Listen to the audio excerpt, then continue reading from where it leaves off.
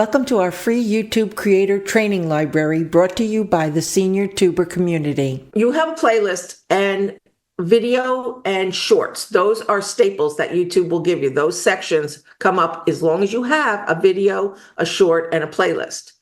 But what you don't have is it in the order you want it. So let's say you want your playlist in date order, or you want your playlist in some kind of order that is not in date order.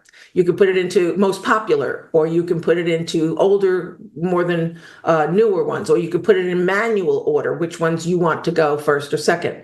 You can actually create your own playlist, and we'll go over playlists when we go over the videos. You create a playlist of what you want in the order you want, and then you create a section, and I put them in the order I want, and now I can show off what I want, not what YouTube thinks you should see first.